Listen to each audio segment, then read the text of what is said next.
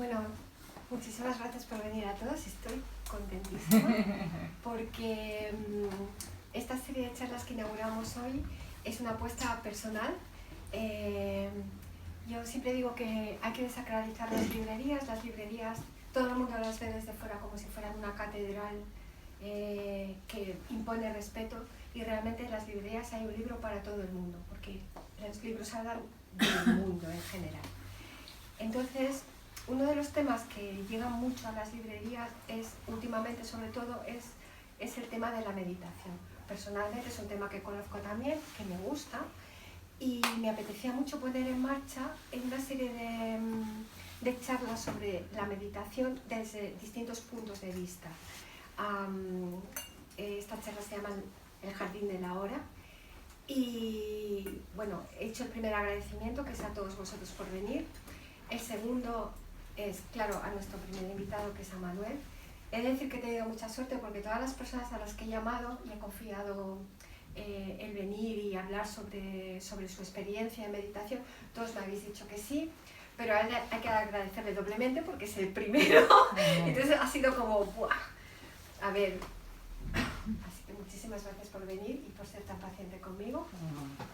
Bueno, presentar a alguien que creo que ya todos conocéis es un poco complejo, porque probablemente la que menos conozca a nuestro ponente de hoy sea yo, que nos hemos visto un par de veces, y aunque haya mirado cosas, esto es complicado. Así que no me voy a extender nada, voy a ser muy minimal, que al final eso siempre funciona.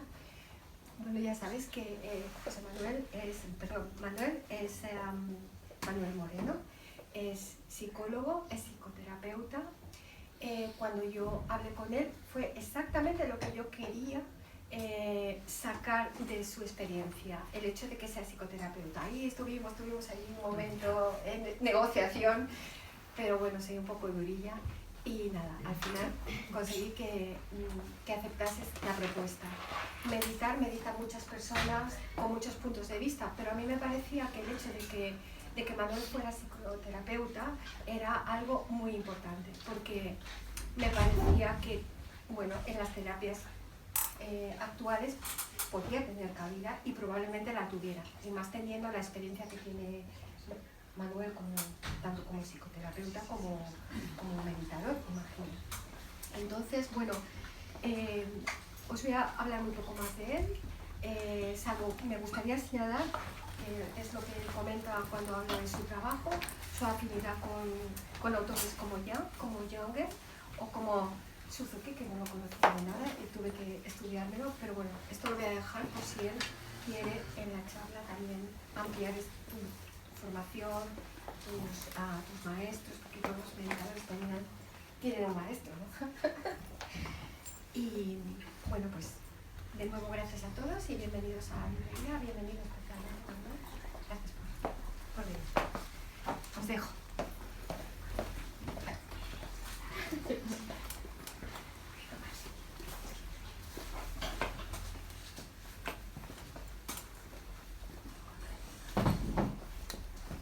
No han dicho, pero ahí hay una silla, ¿verdad?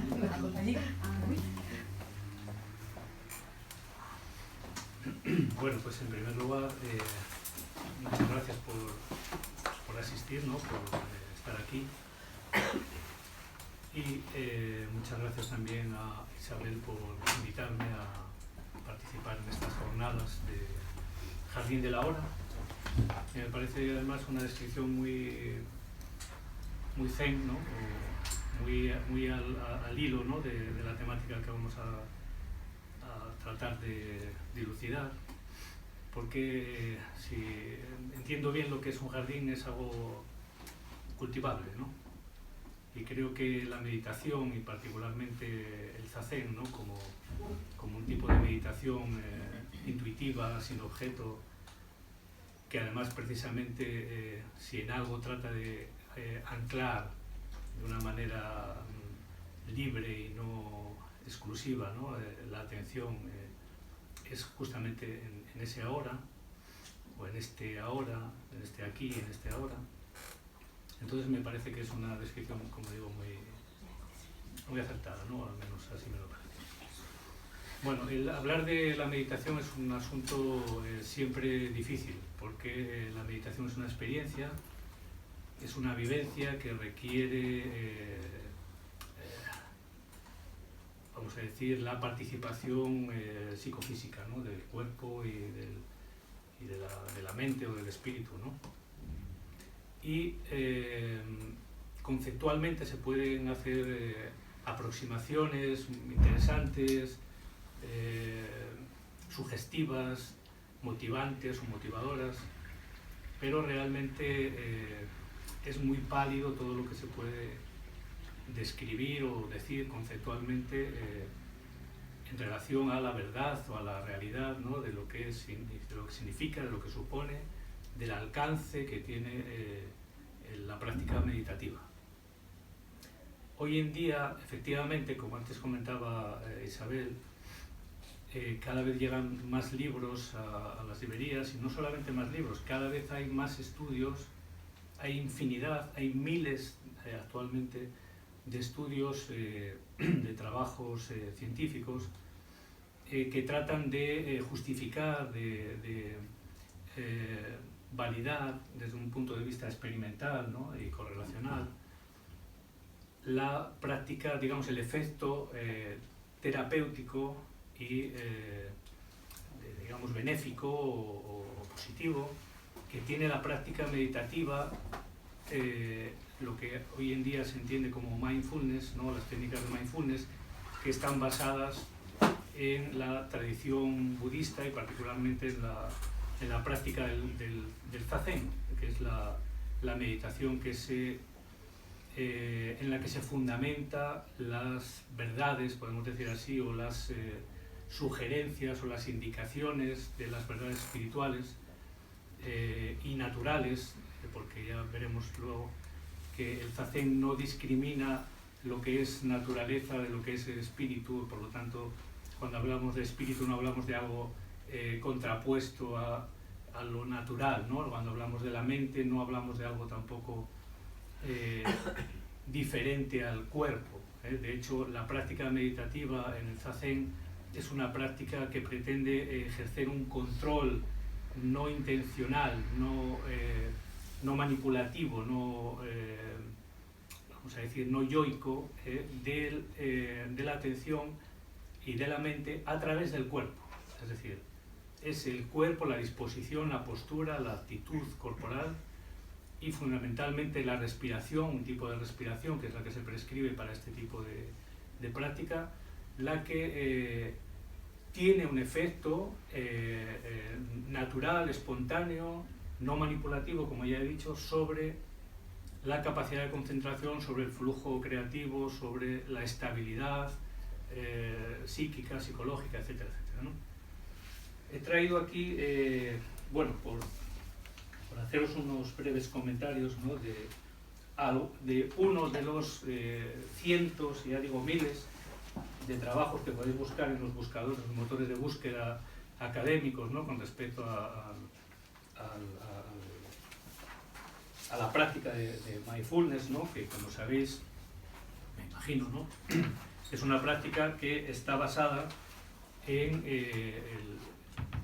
la meditación, en el zazen, ¿no?, en un tipo de meditación en la cual no se medita en nada, ¿no? No es una práctica que elija un objeto de meditación, ¿no?, como solemos entenderlo en Occidente, una representación, un objeto determinado, etcétera, ¿no? Es decir, tratar de llevar la concentración a ese objeto, sea mental o sea físico, con abstracción de todo lo demás. Esto no es el zazen, no es la práctica meditativa de la que yo voy a hablar, es decir, o de la que estoy hablando. La práctica meditativa de la que estoy hablando es la que se está teniendo en cuenta en todos este tipo de programas de mindfulness en todo el mundo, y que tiene ya hoy en día cuenta con una evidencia enorme, ¿no?, con respecto a los efectos terapéuticos que tienen sobre la ansiedad, sobre el estado de estrés, sobre las distonías neurovegetativas, sobre, en fin, infinidad, ¿no?, de de dificultades o de trastornos del dolor, por ejemplo, también, ¿no? El control del dolor.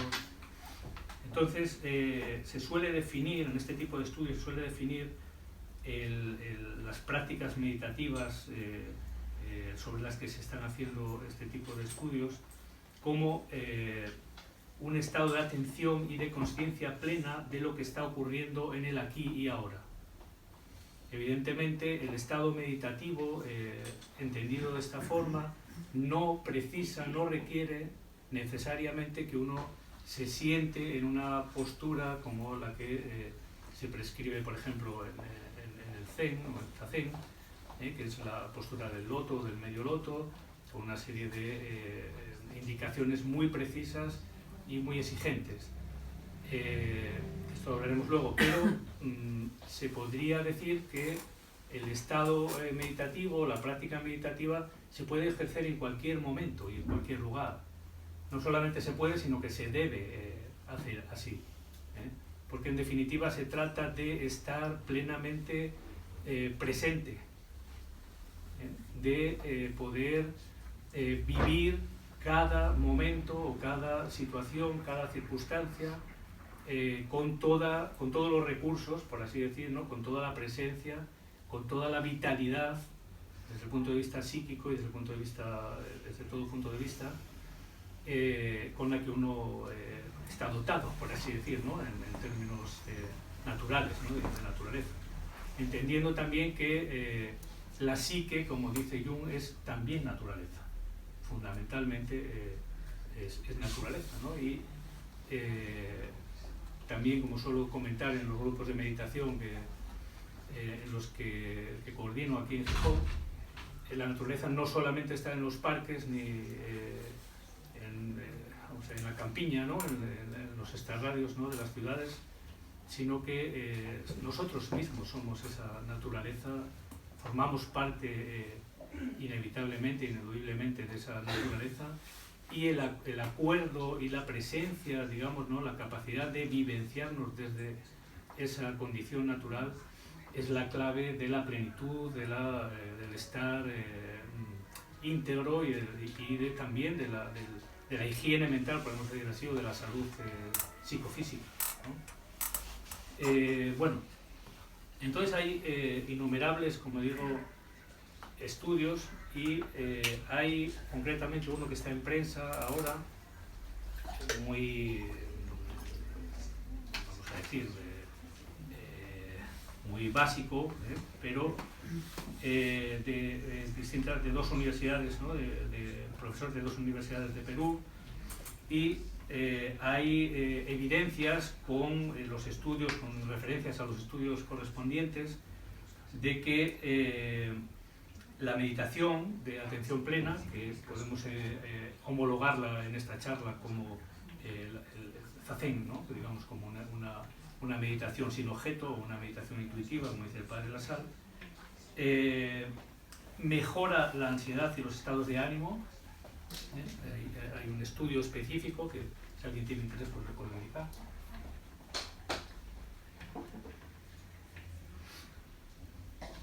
Reduce los riesgos de recaída y recurrencia del trastorno de depresión mayor, mejora la calidad del sueño, puede disminuir los niveles de estrés, mejora el control emocional. Todo esto que estoy diciendo no es decir, es algo que cuenta con evidencia científica, es decir, no solamente es algo que se puede experimentar de una forma muy obvia para cualquier practicante de meditación, sino que lo que estoy tratando de señalar es aquellos aspectos que cuentan con una evidencia que está publicada, ¿no? en revistas científicas actualmente. Disminuye los niveles de rumiación, desesperanza y reactividad cognitiva. También hay evidencia de reducción en la alimentación compulsiva y aumento en la actividad de pacientes con trastornos alimenticios, etc., ¿no? Y hay este estudio concretamente, ¿no?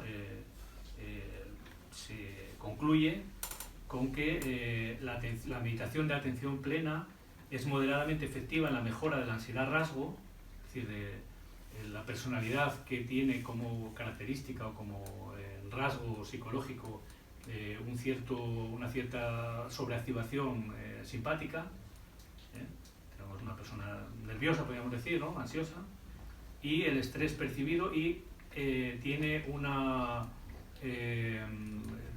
mejora efectiva de la ansiedad estado, es decir, la ansiedad que es reactiva o es consecuencia de una circunstancia o de factores estresantes, ¿no? O potencialmente estresantes, y también hay evidencia de efectiva mejora de pensamientos positivos de la mente. Pensamientos positivos que no tienen nada que ver en principio con planteamientos del tipo, digamos, hacerse autoproposiciones del tipo estoy muy contento, soy un hombre muy feliz, este día me va a ir estupendo, porque todo eso no tiene nada que ver con la meditación, con el zazen y con el mindfulness, ¿no? Es otro orden de cosas, pero bueno, para que podamos diferenciar un poco de que no estoy hablando de ese asunto. Vale, también hay otro estudio, también el que está en prensa ahora, y no os aburro más con este tipo de estudios, pero bueno, este concretamente se refiere a que con el aumento de la esperanza de vida y el incremento de la población mayor, pues también hay un incremento de personas dependientes y con enfermedades crónicas o con una salud, digamos, problemática, ¿no? Los cuidados de estas personas normalmente son asumidos por las familias, con todo el coste emocional que esto supone, y normalmente hay un cuidador informal o una serie de cuidadores informales, se les llama así, entre comillas, cuidador informal, en el sentido de que no es un cuidador profesionalmente reconocido ni remunerado, pero digamos le ha tocado el mochuelo, ¿no? Le ha caído un mochuelo, como podemos decir, ¿no? Y el desgaste físico y emocional de este tipo de cuidadores informales pues es brutal, es enorme. Entonces hay este estudio concretamente muestra y pone en evidencia que un plan de cuidados en el que se implementa intervenciones educativas basadas en el mindfulness mejoran la percepción de la salud y reducen el riesgo de ansiedad por sobrecarga emocional, por percepción de sobrecarga, etc., ¿no? Es decir, esto que, insisto, para cualquier persona que tenga un mínimo de experiencia en el campo de la meditación, ¿no? De experiencia personal, pues digamos que está casi fuera de toda duda, ¿no? La repercusión que tiene en la vida personal. Hoy en día, digamos, nadie lo discute, ¿ya? ¿No? Es decir, esto ya no es una cuestión mística ni orientalismo teosófico, sin que yo esté con esto tratando de descalificar, por supuesto, nada de este tipo de afirmaciones, pero que han tenido un cierto sesgo en un sentido peyorativo para muchas personas, ¿no? Durante mucho tiempo, quizás basado en prejuicios y también en desconocimiento, ¿no? Bueno, entonces, centrándonos ahora en lo que Isabel me pidió, ¿no? Isabel me dijo, me gustaría que nos hablases del zazen y de la relación del zazen con la psicoterapia.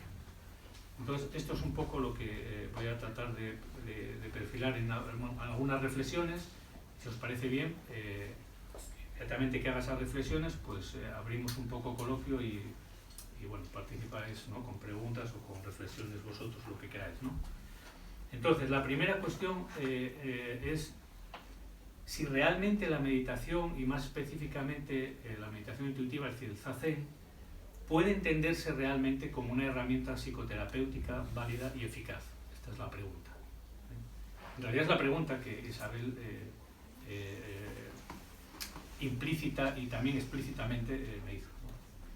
Y la segunda cuestión es que en realidad debería ser la primera, ¿no?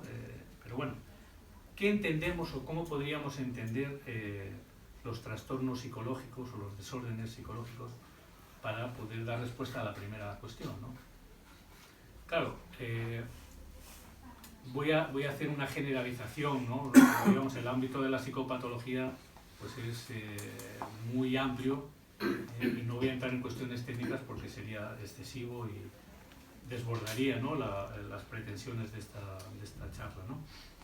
Pero sí podemos entender todos que cuando hablamos de síndromes clínicos y cuando hablamos de trastornos psicopatológicos, cuando hablamos de psicoterapia o de necesidad, ¿no?, o de conveniencia de intervención psicoterapéutica, estamos hablando de una persona que está aquejada de un desorden psicológico. Un desorden psicológico. Creo que si nos detenemos un poco, ¿no?, en el término, esto nos va casi a llevar a una respuesta natural, ¿no?, con respecto a si la meditación o la práctica meditativa puede tener algún efecto, alguna, digamos, puede procurar un beneficio sobre los desórdenes psicológicos, ¿no? También podemos entender la psicoterapia como un estado de desequilibrio y de desunión con uno mismo, con uno mismo en el sentido quizás junguiano, aunque podemos utilizar otro tipo de terminologías, ¿no?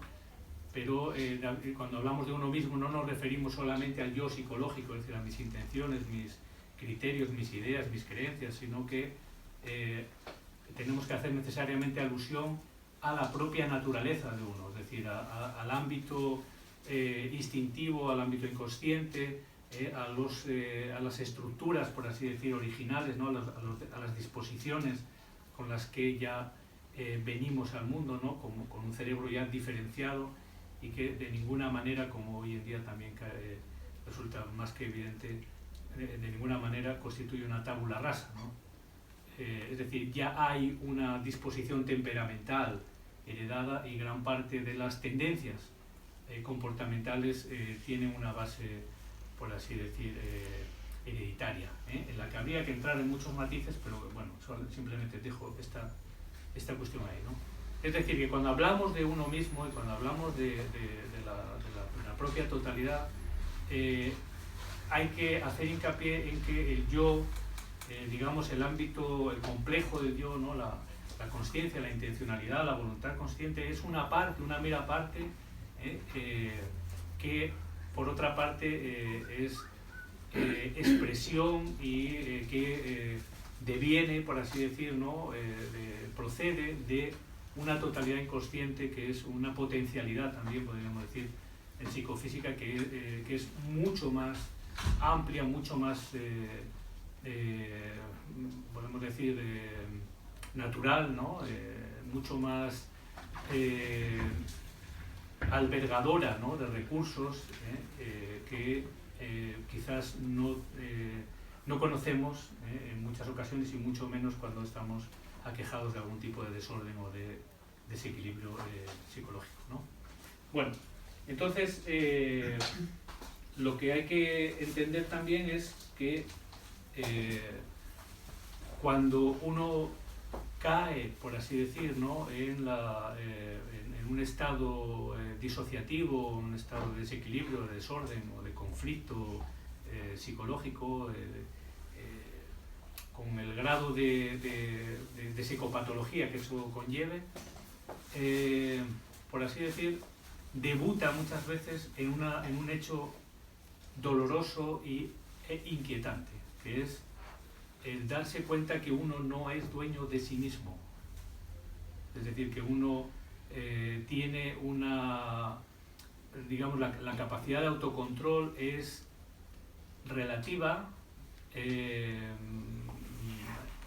parcial y en determinados casos totalmente insuficiente, con lo cual aparece la aprensión, por ejemplo, ¿no?, en el ámbito de la psicoterapia en los pacientes aparece la aprensión de que el temor a volverse loco, a perder el control, etcétera, etcétera, ¿no?, especialmente cuando hay trastornos o dificultades que tienen que ver con la ansiedad o con manifestaciones de tipo vegetativo, ¿no?, el sistema nervioso autónomo, digamos, nos pone en evidencia lo realmente autónomo que es, ¿no? Y por lo tanto uno en determinados momentos no puede controlar la manera de respirar, las emociones, los pensamientos se vuelven circulares, obsesivos, el estado de ánimo que decae, somos incapaces de encontrar motivación allí donde antes la teníamos y nos volvemos incapaces también de disfrutar de cosas que en principio son gratificantes, ¿no? Lo que llamamos anedonia, etcétera, etcétera, ¿no? Entonces, todo esto pone, insisto, de manifiesto que ese control, ¿no? del yo, ¿no? sobre la totalidad de lo que somos, del ser, no es efectiva. Y viene la pregunta característica en las intervenciones psicoterapéuticas.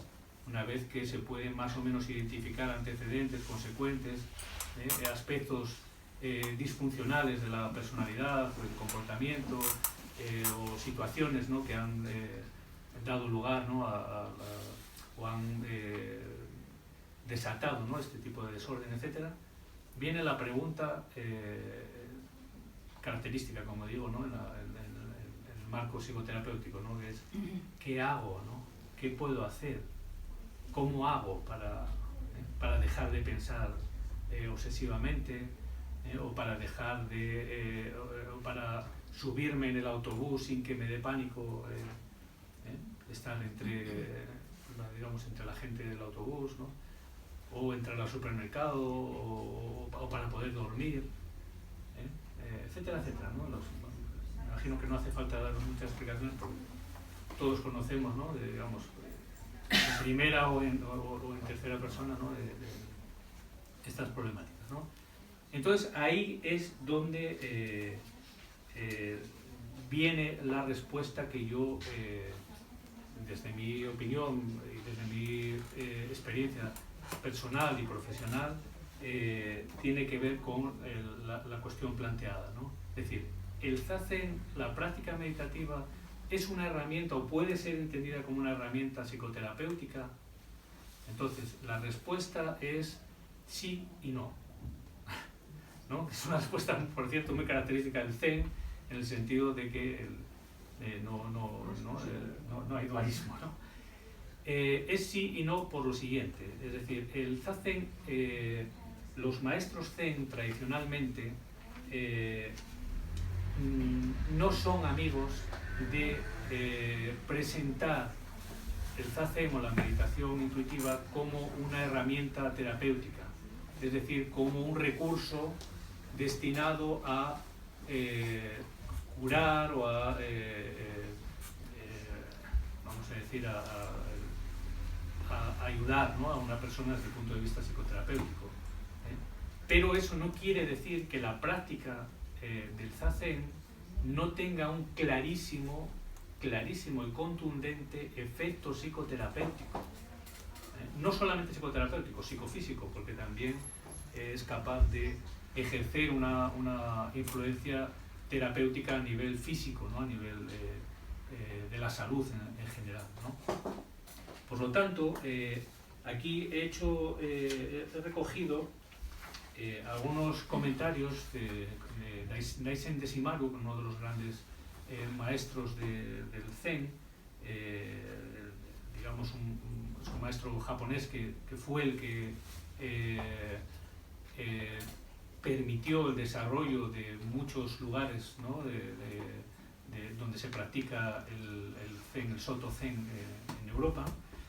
Y, por ejemplo, Daisen Desimaru dice: he insistido a menudo sobre el hecho de que el Zen no es una forma de tratamiento médico, tengamos aquí ahora de tratamiento clínico, ¿no? a la manera de muchas otras prácticas religiosas de Oriente. Pero es bien sabido que si se practica zazen, la salud mejora de forma espontánea. Mi larga experiencia lo indica positivamente. Es muy interesante también desde mi punto de vista recalar en esta expresión de manera espontánea. porque si algo caracteriza la meditación Zen es la no manipulabilidad mental, es decir, el no entrar en ningún tipo de juicio, de valoración, de análisis, de intencionalidad. Es decir, podemos decir que la práctica meditativa requiere aparcar toda intencionalidad y simplemente mantenerse ahí, corporalmente y atencionalmente, mantenerse ahí en silencio, también desapegado o distanciado de los pensamientos, de las representaciones mentales, de las emociones que vienen y van, y de las cuales, por así decir, el meditante se desprende el sentido de que cada vez que se da cuenta que está en algo que no es la práctica, es decir, que se ha ido con una idea, con un pensamiento, con una preocupación o con lo que sea, inmediatamente, digamos, se desinteresa, porque digamos que el pensamiento, el proceso ideativo de la mente involuntaria, de la mente autónoma, la mente inconsciente, es muy sugestivo, y nuestra consciencia, digamos, en el estado evolutivo en el que más o menos nos movemos los Homo sapiens sapiens en este momento, la consciencia es muy inestable, muy inestable. Esto se puede admitir intelectualmente, pero si se practica, se llega a una evidencia muy clara experimentalmente, ¿no?, de que es muy difícil que la atención, es decir, que la consciencia no se te vaya, no se te duerma en no sé qué cosa, no se enrede en algo en lo que no querías ser enredado, etcétera, etcétera, etcétera, ¿no? Eres tremendamente sugestiva, podríamos decir que el efecto de lo psíquico inconsciente es tremendamente hipnótico. Pensamos que la hipnosis se basa también en la sugestionabilidad de lo mental, ¿no?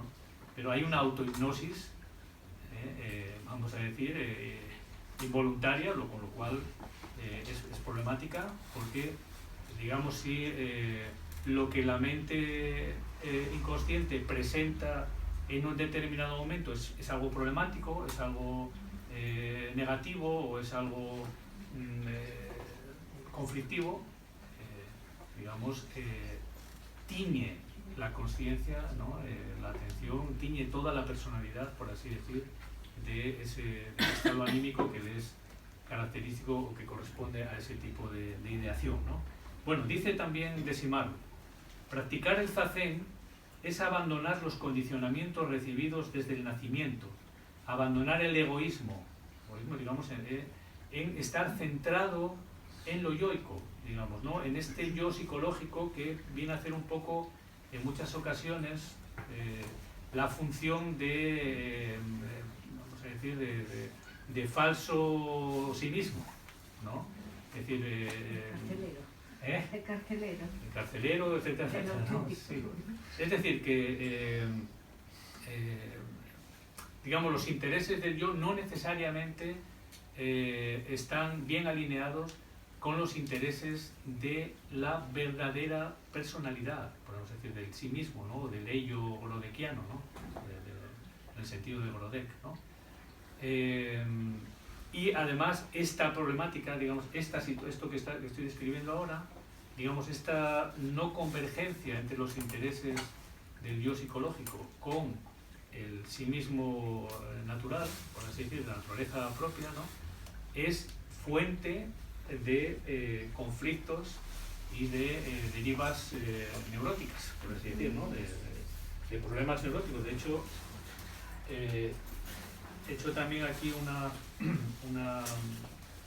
he traído a colación también una cita de Jung, muy interesante, que dice: apartarse de las verdades de la sangre, es decir, de la propia naturaleza, ¿no?, del propio psiquismo autónomo y natural, apartarse de las verdades de la sangre provoca desasosiego neurótico.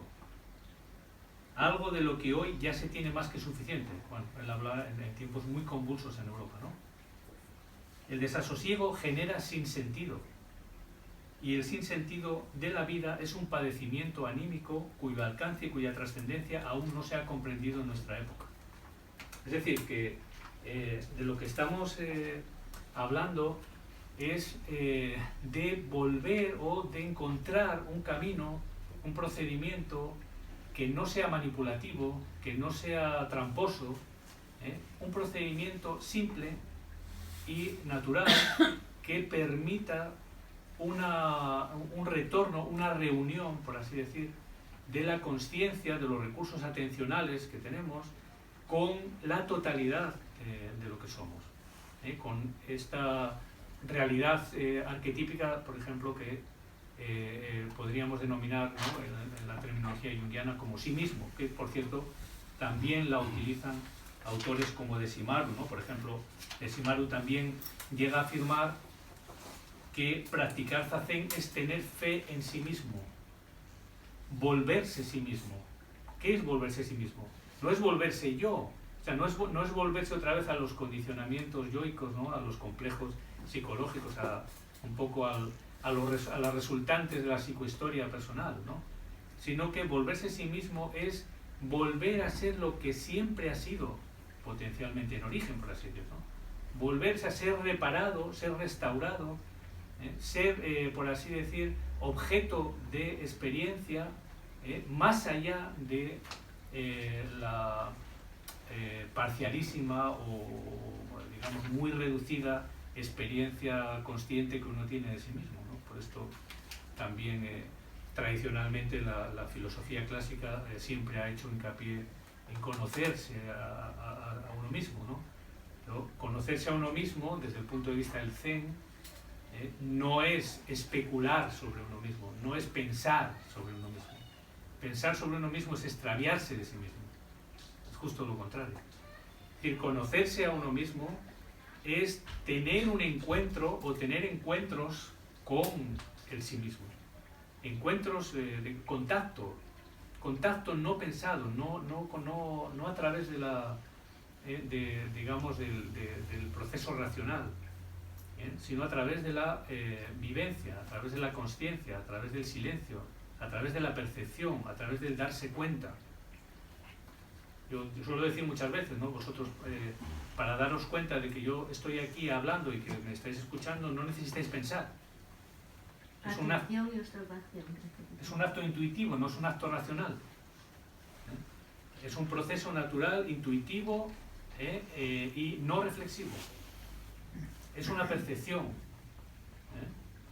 Por lo tanto, de lo que se trata es de desarrollar en la meditación, ampliar, permitir una ampliación espontánea y natural, esto es muy importante, no manipulativa, permitir un incremento de la percepción o de la autopercepción de lo que uno es. Por lo tanto, es un encuentro consigo mismo real y no imaginado, no pensado, no ideado o no idealizado, no conceptual. Entonces, volviendo a este comentario donde me paré, de Deshimaru, dice: practicar zazen es abandonar los condicionamientos recibidos desde el nacimiento, abandonar el egoísmo, transformar inconscientemente el cuerpo y el espíritu. Entender aquí al espíritu como mente. Vamos, es la traducción de un término chino, xin, ¿no? Digamos de la mente con mayúsculas, ¿no? Zazen es un método de control de la consciencia a través del control del cuerpo. Esto es una cosa también que nos choca mucho a los occidentales, ¿no? Nosotros pensamos que para controlar el pensamiento tenemos que pensar en cómo puedo controlar el pensamiento, y entonces tengo que pensar en que no debo seguir pensando, y esto es imposible, ¿no? Nos hacemos, por así decir coloquialmente, la picha un lío, ¿no? Es decir, es imposible poder, como le ocurría al varón de aquel de Hulk, ¿no?, al varón rojo, ¿no?, que caía en un pozo y se sacaba a sí mismo tirándose de los pelos, ¿no? Es decir, no puedes resolver digamos, un conflicto mental a través de la mente. Es decir, se requiere otro tipo de palanca de Arquímedes, por así decir, ¿no? Para mover ese universo. Y en esto, digamos, las tradiciones orientales, en India, en China, que es donde nace el Zen o el Chan, ¿no? Japón, Vietnam, etc., ¿no? Digamos, como han dedicado siglos, milenios, ¿no? A practicar, ¿no? Han desarrollado una ciencia, a veces se lee o se escucha cómo es que digamos, estos países, ¿no? Estas latitudes, ¿no? No desarrollaron una ciencia. No es verdad, no es verdad. Jung mismo dice, ¿no? Que sí que desarrollaron una ciencia, lo que pasa es que en un sentido diferente. Digamos, han desarrollado y cultivado y experimentado y se han buscado la vida, por así decir, ¿no? El propio Buda Shakyamuni era un científico, por así decir, de sí mismo. O sea, buscaba, digamos, un encuentro, es decir, descubrir, ¿no? Qué es lo que, digamos, qué es el yo, cuál es el origen del sufrimiento, ¿no? Del condicionamiento yoico que lleva al sufrimiento, etc., ¿no? Por lo tanto, es muy importante esta cuestión, ¿no? Es entender que la práctica de la meditación intuitiva no es un acto mental manipulativo, es una práctica física o psicofísica, digamos, una actitud, una postura del cuerpo y de la mente todos a una, ¿no? Digamos, en la que no hay que hacer nada. Y esto es muy difícil también de explicar en el ámbito de la psicoterapia, cuando lo que le trasladas a tu paciente es que no tiene que hacer nada. ¿Qué tengo que hacer? ¿Qué puedo hacer? No, nada. Lo que tienes es que entender qué es lo que pasa, ser consciente de ello, y dejar de hacer ciertas cosas, no es hacer otras, por así decir, ¿no? A ver, puedes hacer, oye, pues, te puede venir bien hacer ejercicio físico o comer de otra manera, son una serie de indicaciones que son de higiene general, ¿no? Pero estrictamente hablando, ¿no? Lo que realmente buscamos, ¿no? Con esta pregunta de qué debo hacer es qué debo pensar, ¿no? Para no pensar tal, y esto es un fracaso y te sume en la impotencia y en la indefensión. Es decir, lo que sí puedes hacer es, digamos, que es como yo entiendo la psicoterapia y como entiendo que se debe entender la psicoterapia, es ayudar a la persona a reencontrarse consigo misma.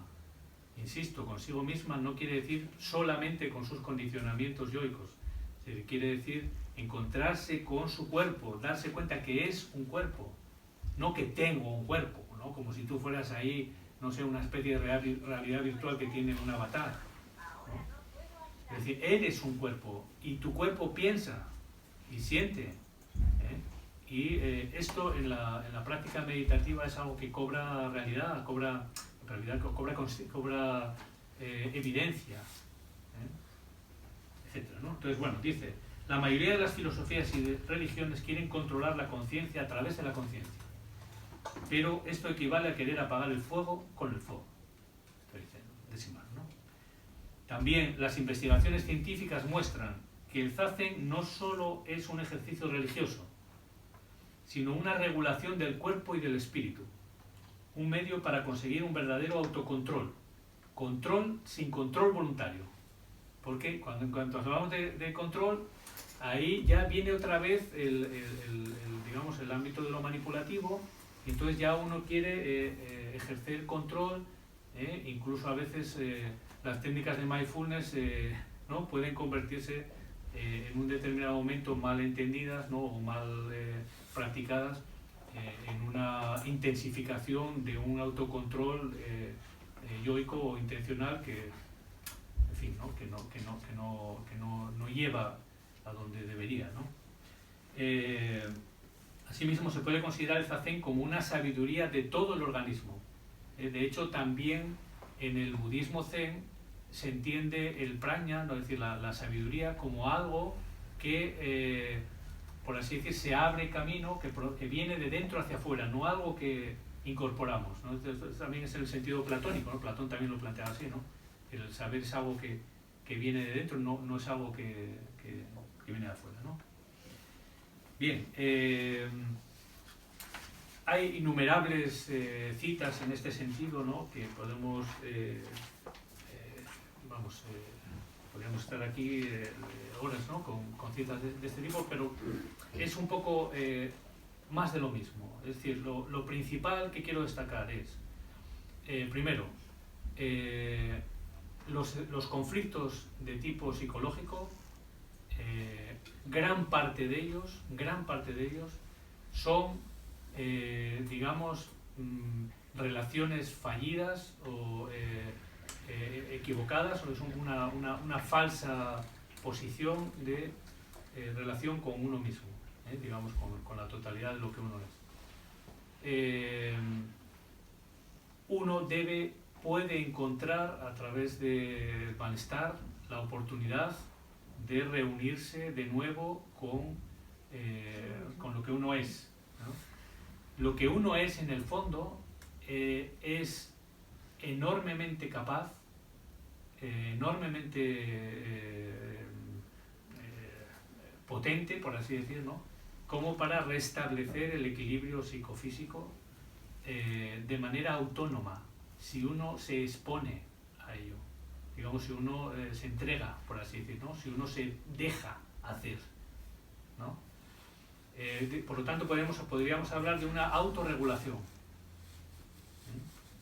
Una autorregulación que muchas veces no funciona adecuadamente porque uno interfiere con sus, digamos, empecinamientos o con sus hábitos erróneos o con sus actitudes disfuncionales, ¿no? Por lo tanto,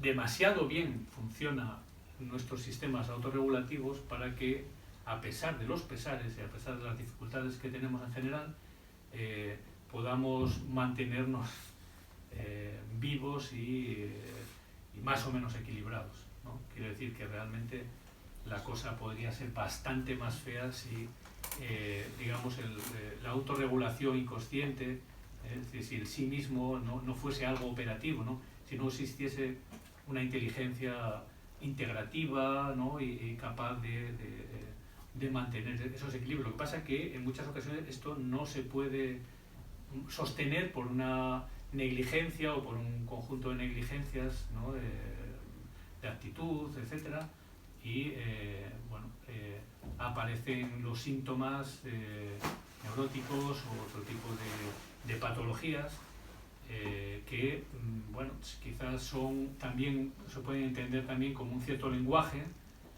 y que en determinados momentos pues pueden a lo mejor ir demasiado lejos, ¿no? Con esto también quiero decir que la práctica del zazen no es accesible a todo tipo de psicopatologías, Es decir, hay conflictos o hay desórdenes mentales que requerirían pasos previos, ¿no? Por ejemplo, entrenamiento autógeno, por ejemplo, ¿no? El training autógeno de Schultz, u otro tipo de técnicas que les ayuden, por así decir, a reunirse a entrar en confianza, por así decir, con su propio cuerpo, a tener una mayor capacidad de feedback, ¿no? Por ejemplo, ¿no? con respecto a sensaciones corporales, a gestionar las emociones. Es decir, que a veces se requiere una cierta intervención psicoterapéutica previa a que la persona pueda exponerse a ese silencio meditativo, que también es verdad que es un tanto arduo al principio, porque normalmente pues uno está siempre más o menos de ruido en ruido, ¿no? Como si fuera una oca, ¿no? Entonces el pararte, quedarte inmóvil, en silencio, expuesto a tus emociones, a tus pensamientos, a todo un poco en fin, ¿no? la vida interior, ¿no?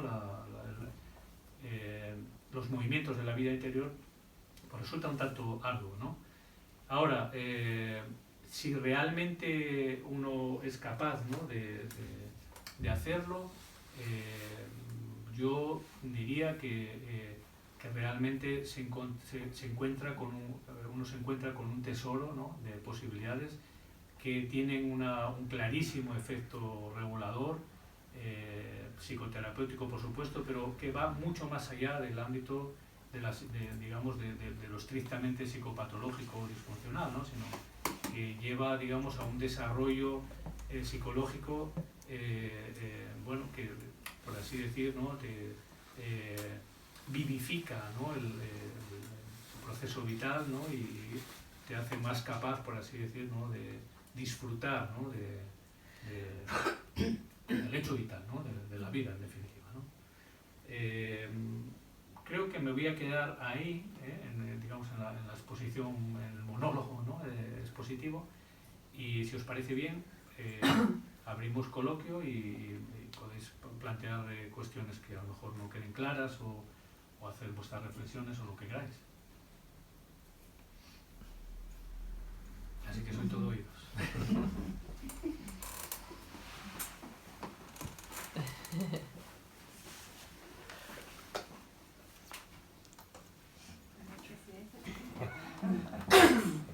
No estaría mal una mini muestra.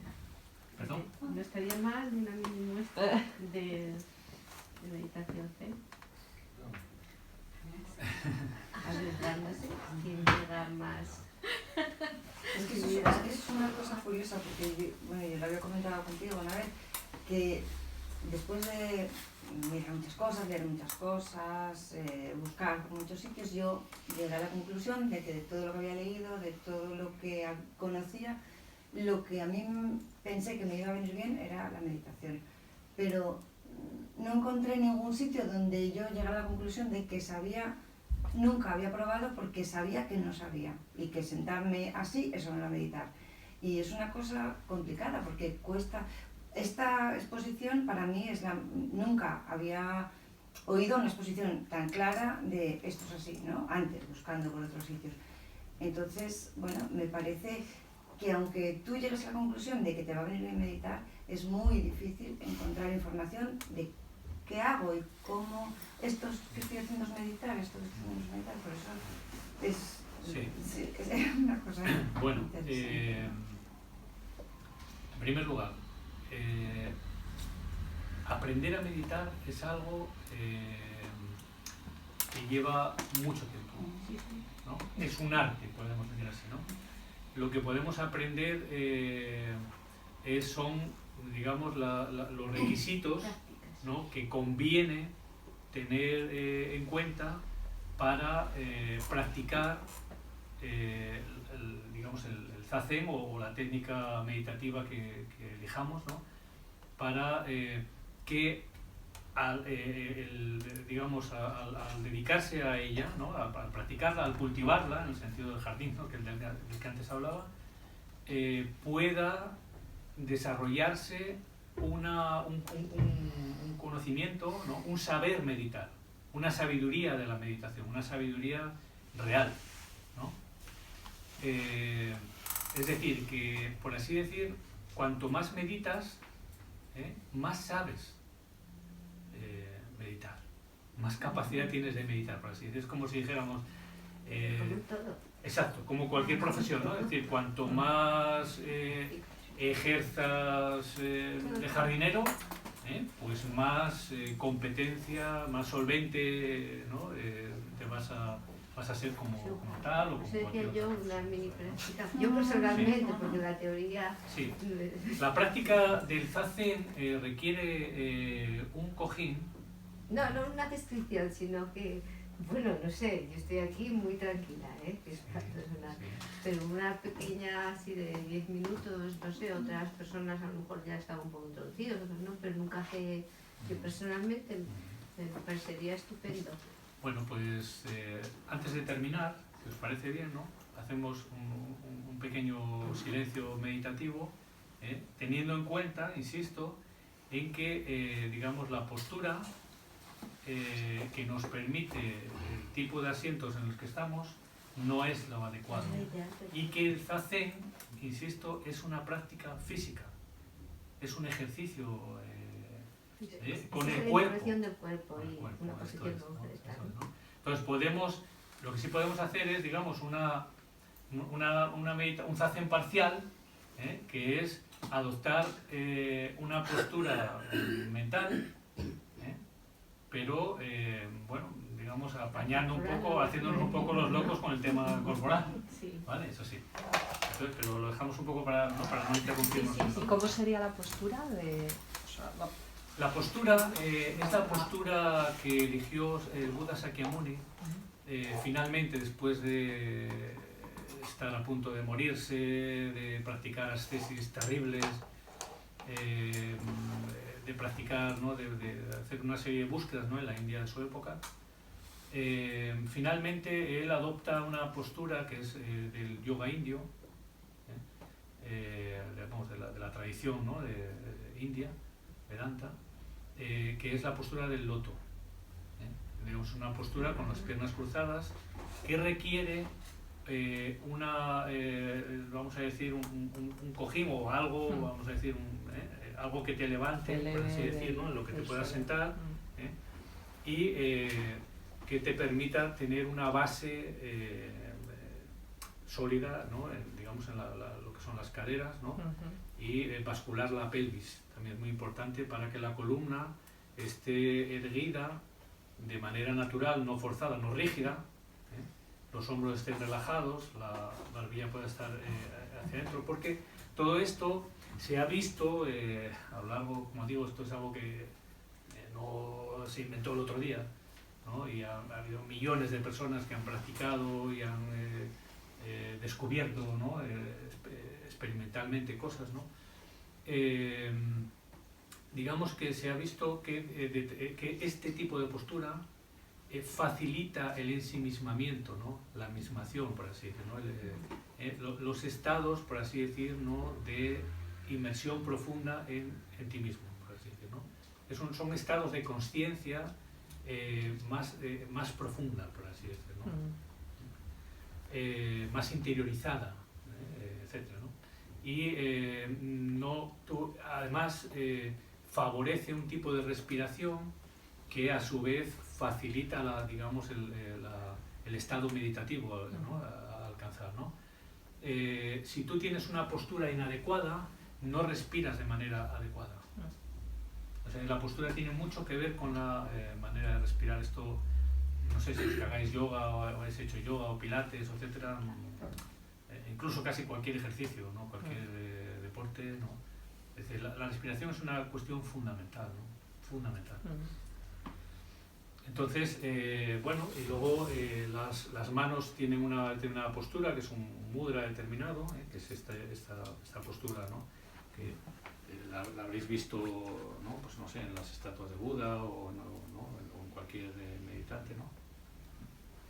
Esta posición de las manos tiene la virtud, ¿no? O la utilidad también de que los dedos apenas se tocan, muy ligeramente, se tocan.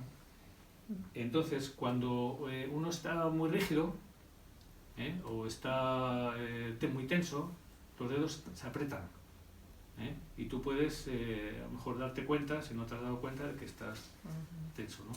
Y si estás somnoliento o estás perdiendo, vamos a decir, ¿no? la presencia,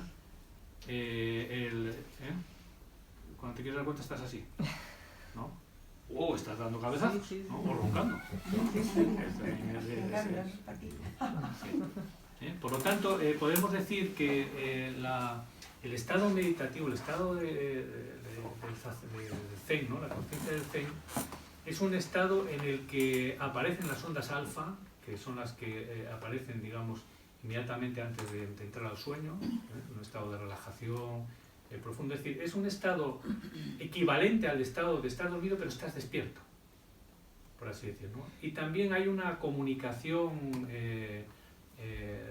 podemos decir, un flujo, un contacto de lo psíquico inconsciente con lo psíquico consciente, muy interesante en el sentido integrativo, ¿no? Y esto es enormemente reparador, ¿no? Enormemente reparador. Porque, insisto, el problema neurótico es un estado disociativo en el que hay una tendencia que va para acá y hay otra tendencia que va para allá, ¿no? Y otras que van para allá y otras para acá, ¿no? Y entonces ese estado disociativo digamos, es un conflicto, muchas veces un conflicto de deberes, ¿no? Que tiene que ver con prejuicios o con maneras de entender las cosas o con una lectura que hacemos de las circunstancias o de etcétera, que si, vamos a decir, que se supera, puede superarlo, como también, por ejemplo, la terapia cognitivo-conductual en el ámbito de la psicología, ¿no? También ayuda a revisar los esquemas cognitivos que tiene la persona para que los conflictos que tiene a partir de los esquemas cognitivos, digamos, que tienen vigencia, ¿no? en su esquema mental, si los revisas y los modificas, puede haber, digamos, una reconciliación con lo que antes resultaba conflictivo o problemático, ¿no? Entonces, en este sentido, digamos, el aspecto enormemente inteligente del Zazen, a mi modo de ver, es que requiere la suspensión decidida y determinada de todo tipo de juicio, de todo tipo de opinión, ¿no? No hay opinión, no hay juicio, no hay valoración, ¿eh? Todo es tratado exactamente con el mismo respeto, no vas a la contra con nada, ¿eh? No tratas de no pensar, ni de rechazar pensamientos negativos, ni positivos, ni de entusiasmarte, ni de dejar de entusiasmarte, ni de nada, sino simplemente tú adoptas una actitud, por así decir, ¿no? De aceptación, de integración, ¿no? de todo lo que aparece, se presenta, ¿no? Entonces, eso es reconciliador, es como si dijéramos, tú y yo tenemos diferencias, pero nos juntamos aquí, nos tomamos aquí unos vinos, y nos olvidamos de nuestras diferencias, ¿no? Y entonces salimos y resulta que salimos pensando seguramente que las diferencias que tenemos ya no son tan diferentes, ¿no? O tan, por lo menos, problemáticas, ¿no? Lo aceptamos, no pasa nada. Hay un dicho también, ¿no? Allí donde hay un callejón sin salida, hay salida. Es decir, allí donde uno no ve una salida o vamos a decir, una solución desde una perspectiva, desde una manera de mirar, desde otra manera de mirar, hay solución, ¿no? Esto también ocurre en los sueños. En los sueños, la psique inconsciente presenta las cosas de tal manera que lo que tú no ves en la consciencia, no eres capaz de resolver muchas veces, hay otro enfoque basado en percepciones subliminales, hay otro enfoque que es capaz de conciliar, ¿no? O de indicar, ¿no? por dónde se puede encarar la cuestión, etc., ¿no? Bueno, y una cosa muy importante en la práctica meditativa Zen es que se realiza con los ojos abiertos. Es una cosa que choca mucho a las personas principiantes, ¿no? que hacen meditación por primera vez. Pues todos tenemos un poco como el cliché de que meditar es, ¿no? Cerrar los ojos, ¿no? Y bueno, no. semiabiertos, ¿no? Más bien. Abiertos. Sí. Abiertos. ¿Sí? Pues ya Abiertos, me lo sí. complicas más, entonces, Quiero decir, Bueno, sí, a ver, abiertos no quiere decir ni mirando para arriba ni mirando para allá, ¿no? Sí, digamos, los ojos están abiertos y reposan a 1 metro, 1,5 metros de distancia, y pueden moverse y puedes pestañear sin ningún problema, ¿no? Pero es decir, tú cuando estás practicando Zazen, si pasa una mosca delante la ves, o por delante o por un lado, ¿no? Es un mosquito, aparte de verla, la vas a sentir, ¿no? Como un picotazo, ¿no? Como decidas no moverte, ¿no? Es decir, se hace con los ojos abiertos,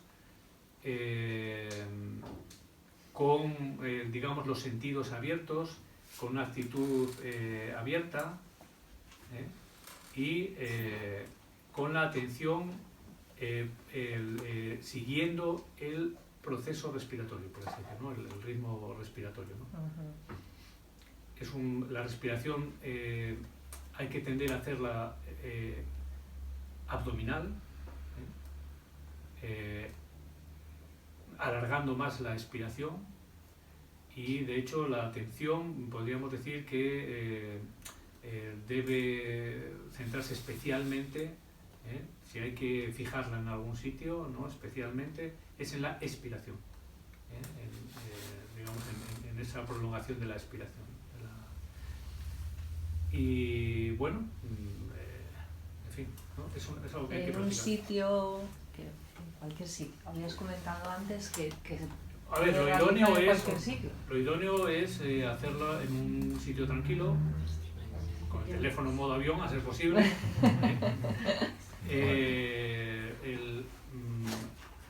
Marcar un tiempo, para no estar pendiente del tiempo también. No es conveniente que haya mucha luz, aunque tampoco habría mucho problema con que hubiera mucha luz. Yo he hecho 6 retiros de Zen donde ha habido luz intensa.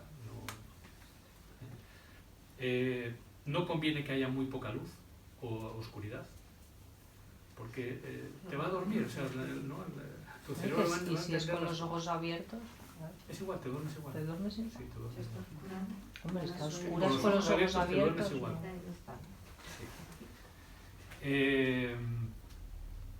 A ver, te duermes igual, efectivamente, se te cierran los ojos ¿no? Y te duermes. Te caes, te da. Con los ojos abiertos, es posible, ¿no? Un sitio tranquilo, no conviene que hayas comido ni bebido mucho, más bien poco, y de manera O sea, formal. lejos de las comidas. Sí. Una hora idónea puede ser a cualquier hora y es mejor que sea a cualquier hora a que no sea, ¿no?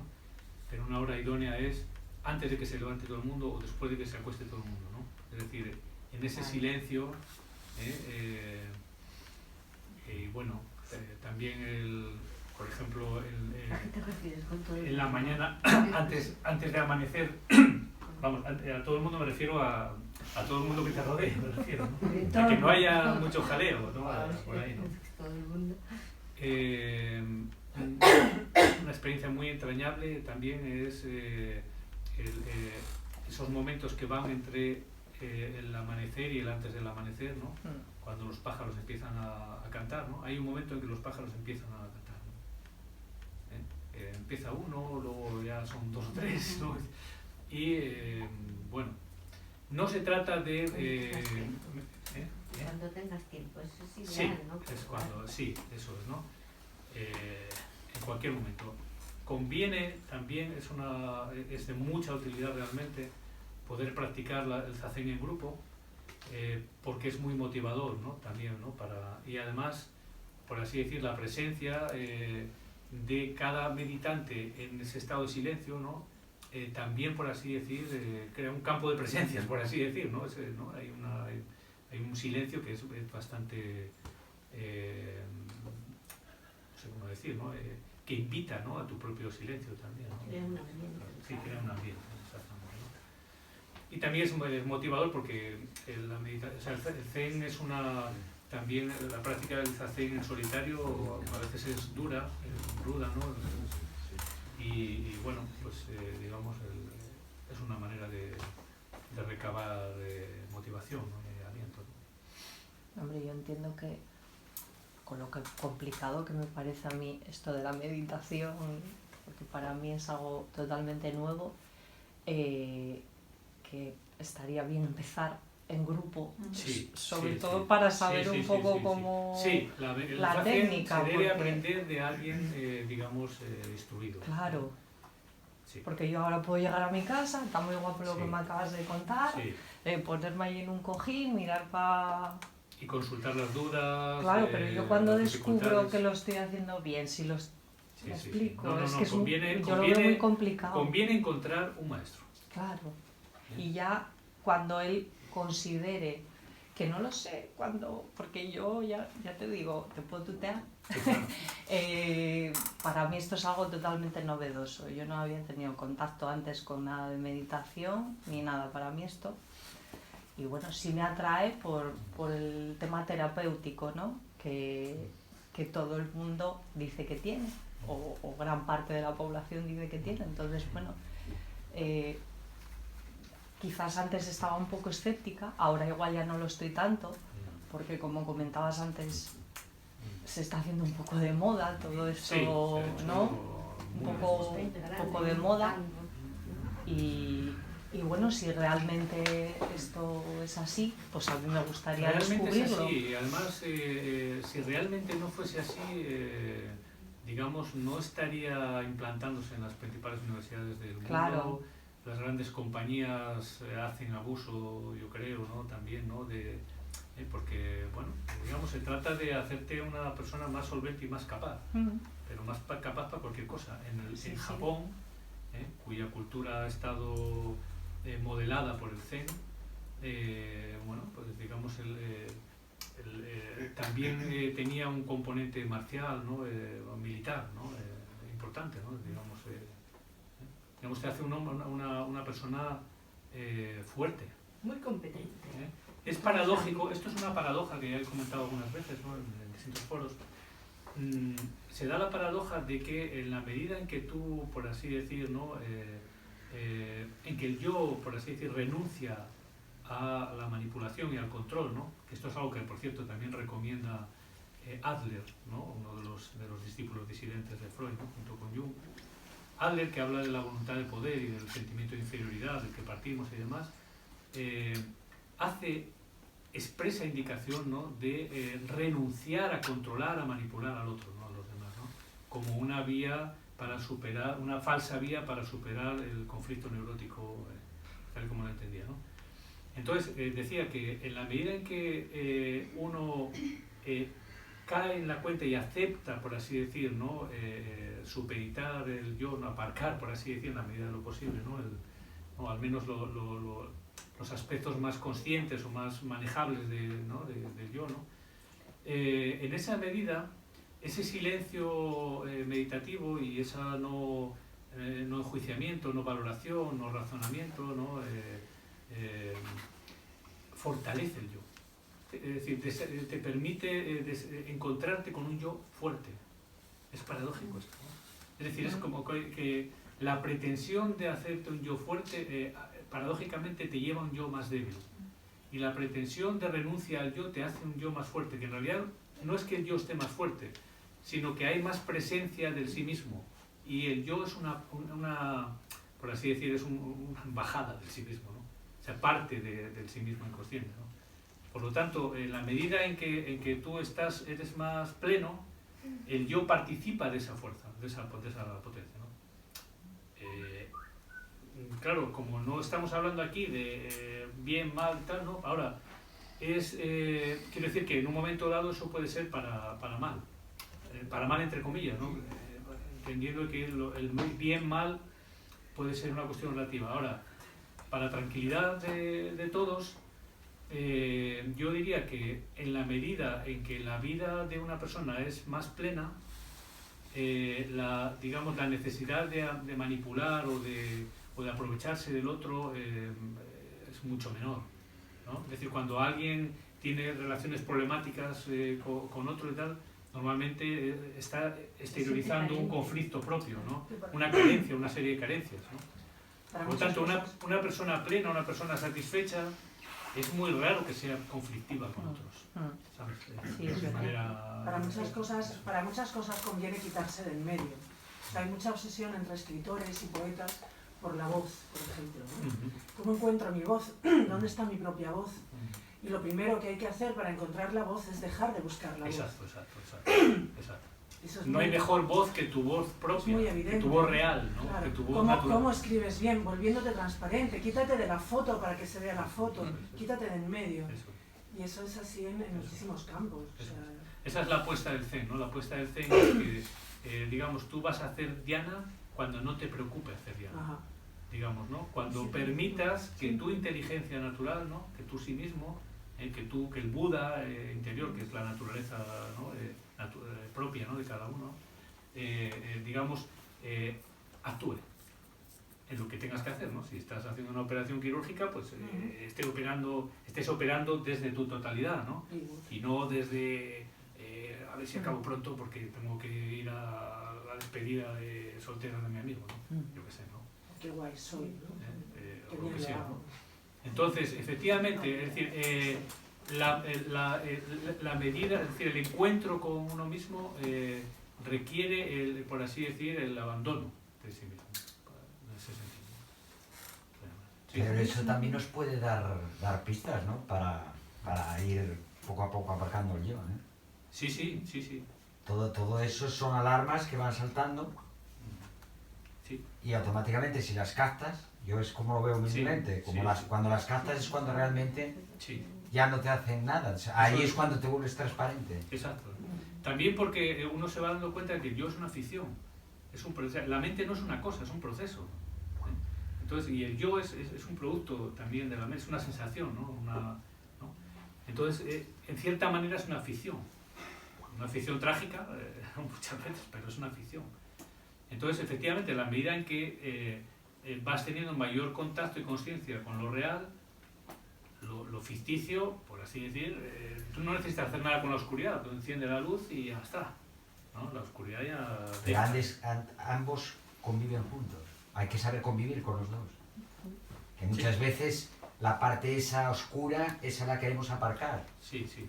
Y eso no conlleva... Eso es. Entonces, digamos que ahí es donde la didáctica del Zen, precisamente, lo que trata es de que tú no hagas nada, no trates de aparcar nada, sino simplemente tú siéntate periódicamente en silencio contigo mismo y mantente presente, no escapes del momento presente, estate ahí, siempre en lo que estés haciendo. Y eso ya te va a llevar a donde tenga que llevarte, no es algo que tú tienes que hacer, porque entonces es cuando, digamos, aparecen las trampas, ¿no? y los disfraces del yo, ¿no? Claro, uno se disfraza de monje o de santo o de terapeuta o de lo que sea, ¿no? No, a lo mejor no con mala intención, ¿no? Sino, digamos, es una autotrampa, ¿no? Yo siempre que hablo de esto con personas, con otra gente que no lo ha practicado nunca, insisto mucho en la palabra práctica. O sea, se trata de una praxis, porque todo lo que podamos decir y explicar no es meditar. O sea, es como describirte a alguien lo que se siente cuando bajas una cuesta en bici, el aire en el pelo que te lleva, la sensación de fuerza, la euforia, el viento fresco, etc. O bajar en bici una cuesta. Eso es. O sea, es completamente diferente hablar de ello y hacerlo. Por eso, por ahí empecé precisamente la charla, ¿no? De que hablar de meditación, Claro. Sí, eso. pero bueno, también a veces es necesario, Sí, digamos, son dos cosas diferentes, ¿no? extraviarte para tomar conciencia de que estás, ¿no? De que estás extraviado y guiarte por las estrellas, ¿no? ¿no? Hacia donde tengas que ir, ¿no? Y que todo A tu suma, casa. lo que comentabas antes del callejón, todo suma. Aquí Sí, pensamos que sí, no, sí. todo suma. Sí. Una enfermedad suma, Sí. suma todo. Sí. Hay muchas personas que se encuentran en enfermedades terminales. O sea, se encuentran a sí mismos de manera muy satisfactoria, en el sentido de que agradecen incluso la enfermedad terminal, ¿no? Siente paz. Claro. Es decir, porque hay un encuentro con lo vital, digamos, con la vida, ¿no? Paradójicamente, ¿no? Ahí se vuelve a dar otra paradoja, ¿no? La verdad es paradójica, decir Lao Tse, ¿no? Y literalmente, ¿no? A mí me gustaría señalar algo completamente distinto a lo que estáis hablando, me perdonáis, pero es que me ha llamado mucha la atención y me ha encantado el momento en el que has hablado de la meditación, del momento de la ensoñación, que es un momento profundamente creativo. Bueno, Bachelard tiene, bueno, esta forma, perdonadme por mi francés, Sí, así es. tiene toda una serie de libros acerca de la ensoñación, el mundo onírico y la creatividad, y el mundo del sueño también. En el estilo, en dos pautas, porque es verdad que el sueño también tiene esa parte de creatividad en la medida en que hay personas, entre las que me encuentro, que en el sueño resuelven problemas. Totalmente. Pero bueno, Totalmente. al margen de esto, es esta situación de sueño en el que tú eres tú y te dices cosas que no te dices cuando estás en la vigilia. Claro. Y bueno, me apetecía mucho señalar estas tres cosas porque se sale un poco de lo que estábamos comentando, porque me ha parecido sumamente interesante, sobre todo la ensoñación. El otro día tuvimos una charla con un artista y comentábamos este momento tan... Totalmente. Es más, hay, digamos, una de las consecuencias, vamos a decir, o de los efectos que tiene la práctica meditativa regular, es un incremento muy sustancial de la creatividad. y de la intuición, que es la base del arte, ¿no? Y de la buena praxis en todo sentido. Y luego una cosa muy interesante también de lo que dices es que el mundo onírico evidencia que no somos un solo yo, por así decir, ¿no? De que el yo es parte de una totalidad. El mundo onírico no lo controla el yo, ¿no? Por lo tanto, es algo que se produce y a veces ya vemos, ¿no? lo tremendamente sorprendente que es, ¿no? Lo creativo, ¿no? Es decir, las cosas que ocurren en los sueños son realmente fascinantes, ¿no? Lo violento, ¿no? Por eso dormimos tantísima gente con férula. Con la férula. Somos unas fieras. Claro, ahí y dormimos aparece muy bien y amanecemos muy relajados. No, yo me levanto muchas veces que aparece todo, digamos, unos debates de noche que vamos. aparece todo el sí mismo, por así decir, abarca el yo, pero también abarca, digamos, aspectos oscuros, agresivos, ¿no? Somos animales humanos, tenemos, digamos, somos una... Ahora, es verdad que, por así decir, la potencialidad, ese fondo último, ¿no? Que el budismo nombra como Buda, ¿no? como la naturaleza propia, ¿no? Como la realidad última, y que está en todo, ¿no? Y en todos y en todo. Digamos, esa potencialidad última, esa consciencia inconsciente, si se me permite también la paradoja, ¿no? Vamos a decir, es compasiva, ¿no? Es compasiva, ¿no? O sea, no es destructora. ¿Por qué?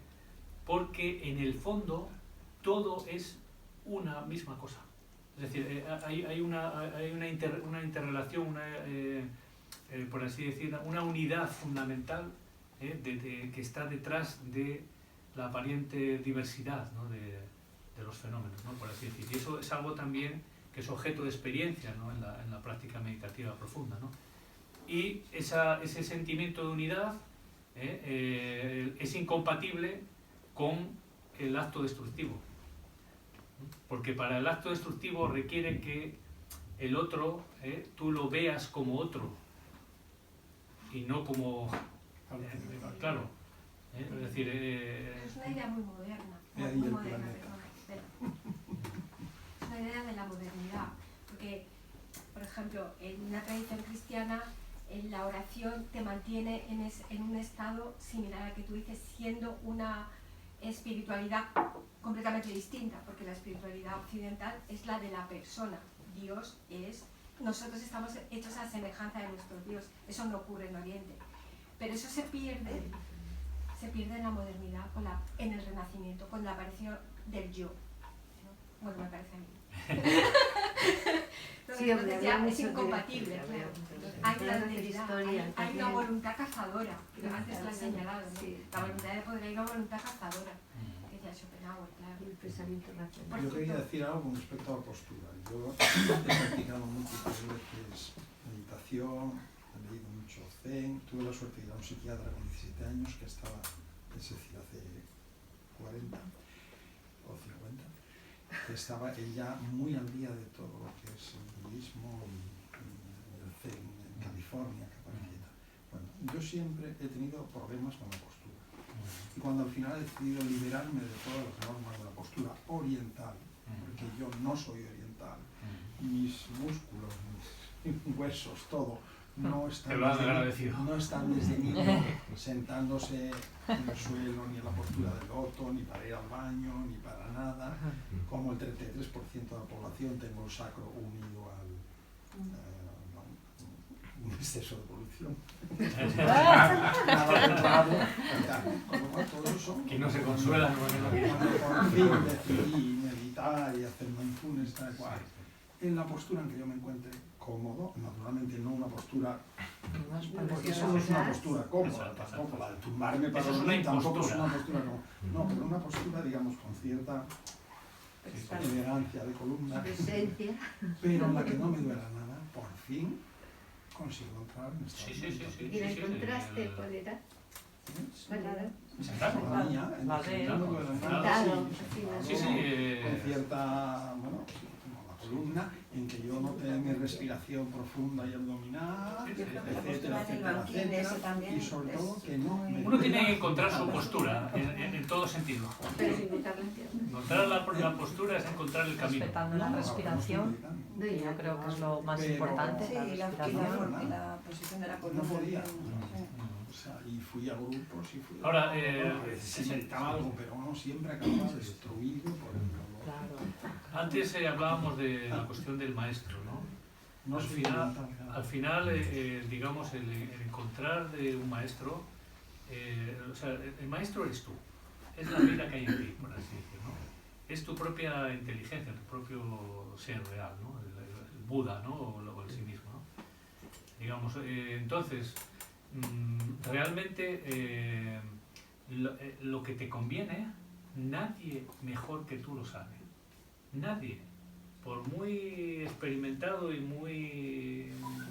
¿entiendes? Lo que sea, ¿no? Nadie. Entonces, realmente, si la motivación para la meditación es clara, ¿no? Y es, ¿cómo decir? Se mantiene, ¿no? Entonces, eso te va a llevar a un saber, ¿no? a un reconocer que parte de ti, es decir, eres tú mismo el que te vas a dar cuenta de esto sí, esto no, esto por aquí, esto por allá. Sí, sí, Es decir, acabas dando cuenta por de así cómo decir, el flujo sí. de energía...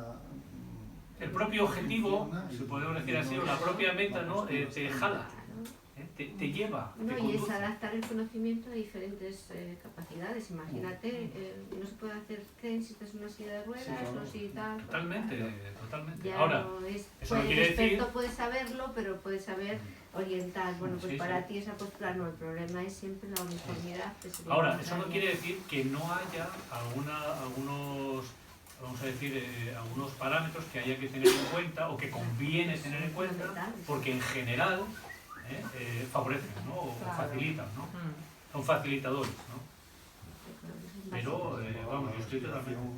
Yo he conocido maestros zen que meditaban en una silla. De hecho, los principios cristianos lo meditaban de esa manera. San Juan de la Cruz, Santa Teresa, supongo sería arrodillados y con las manos... Sí, con las patas rectas seguro que sí, no se van a tirar. Entonces es encontrar el ser. Bueno, tengo que irme, ha sido un placer. No te conocía.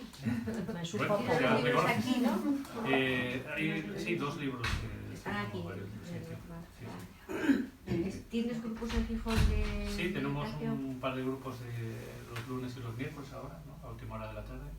Sí. Y bueno, hacemos 2 sentadas de zen y una charlilla que a veces se prolonga un poco más de la ¿Y cuenta. porque, dónde, sí. ¿Y dónde es? Es en la calle Noreña, cerca de la Plaza Europa, la zona de la Plaza Europa. ¿Hay plazas? Sí, hay plazas de momento, sí. Bueno, pues nada, hay que tomar nota. Bueno, Calle si estáis Noreña. interesados, Yo nos lo que- pasas información y, Sí. bien, y nosotros por Facebook Sí. podéis Sí. contactar con ellos porque siempre etiquetamos a Manuel, también podemos etiquetar a lo que tú nos digas. Entonces, está visto. Lo estoy grabando en vídeo, quiere decir que luego lo subiré seguramente a YouTube, te pasaré el enlace si queréis, no sé, ¿no? Sí, que estamos saliendo en la tele. pasar alguna... Bueno, la melena. Hay una cosa con la acción de lo que estábamos hablando que es muy importante y que parece obvio, pero muchas veces no somos o no queremos ser conscientes de ello, es la vida que llevemos a la hora de tomar la postura de la meditación. Yo lo digo por propia Sí, experiencia. sí, sí. O sea, llevar una vida determinada, tampoco hace falta que sea monacal, pero llevar una vida determinada acorde con la meditación influye mucho para que la meditación vaya adelante. Sí, sí, sí.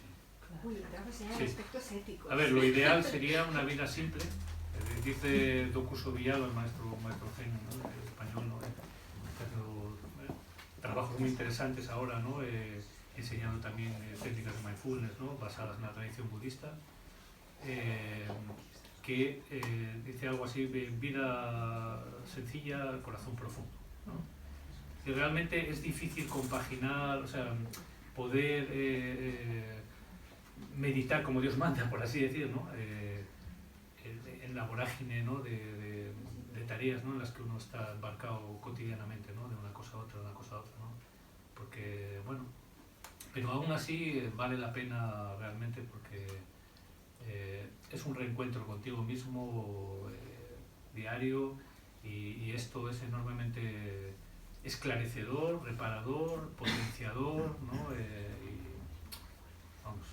Realmente es algo que vale la pena experimentar, ¿no? Ahora, también hay que sentir la motivación, ¿no? Si no la sientes, pues Claro. te parecerá un coñazo, ¿no? Claro. Lo interesante es, lo que pasa que, claro, a mí me parece dificilísimo. No, no llegar es ahí. difícil, no es nada difícil. No, Es sencillo, me parece. es sencillo, pero lo difícil es, digamos, sentir la voluntad, ¿no? O sea, sentir la motivación, ¿no? Sí, estar para predispuesto a... desarrollar esa voluntad de sentarse, ¿no? Claro, que igual no les hablaste del tiempo que se suele necesitar en cada sentada.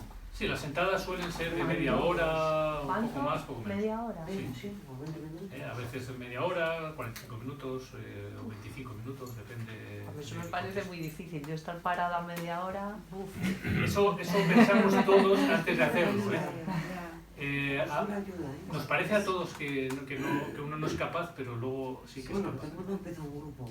No solamente es capaz, sino que,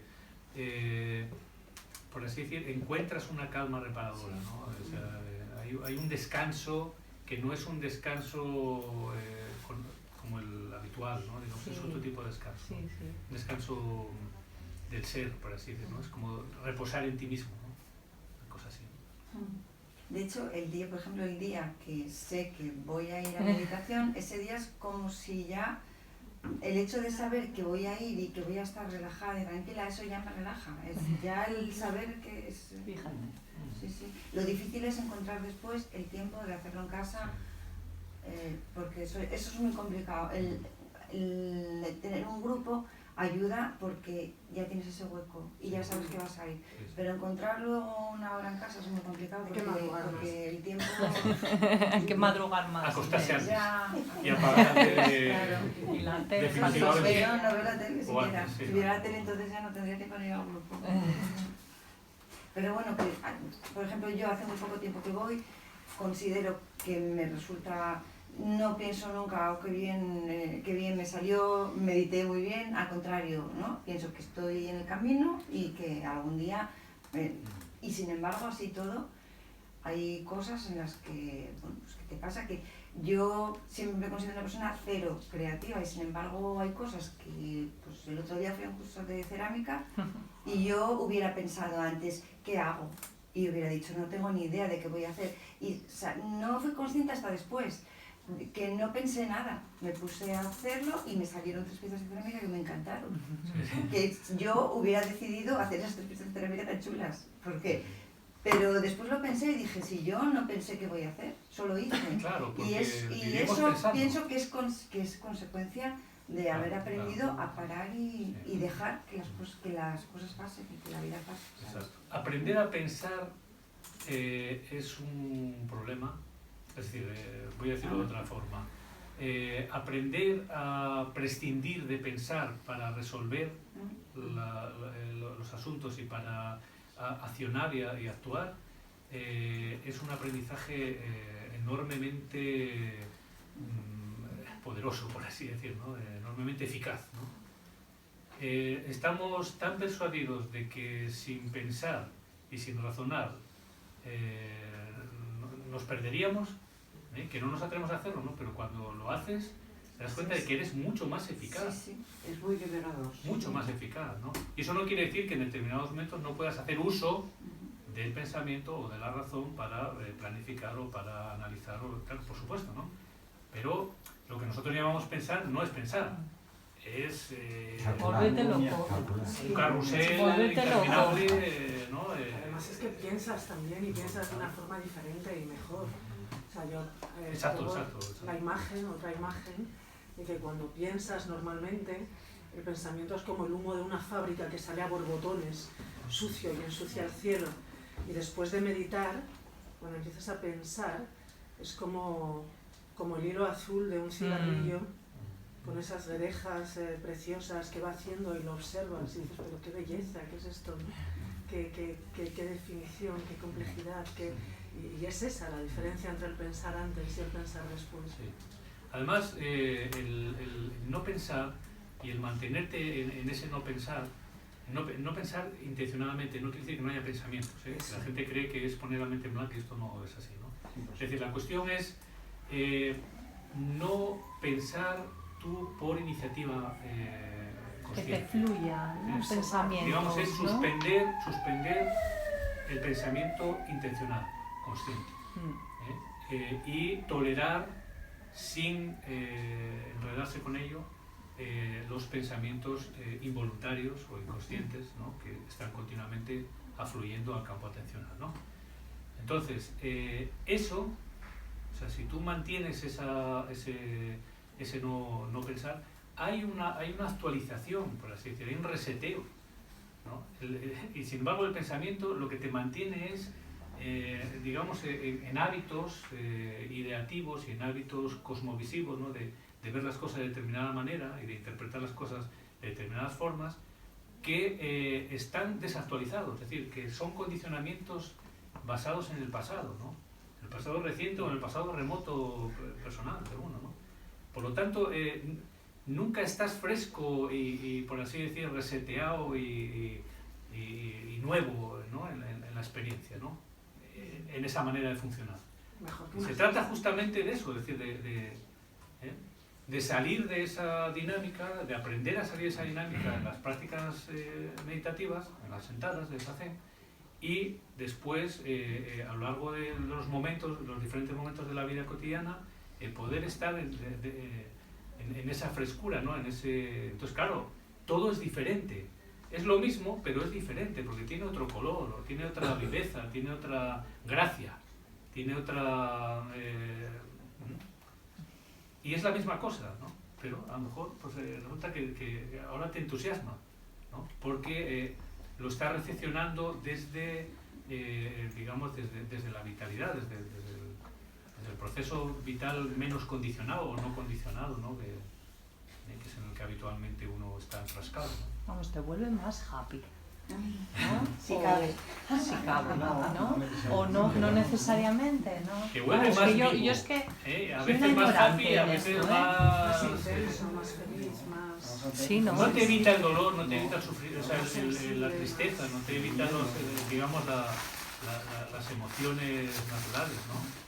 Pero sí te permitirá, como diría Khalil Gibran, ¿no? el poeta libanés, ¿no? Digamos, vivir las cosas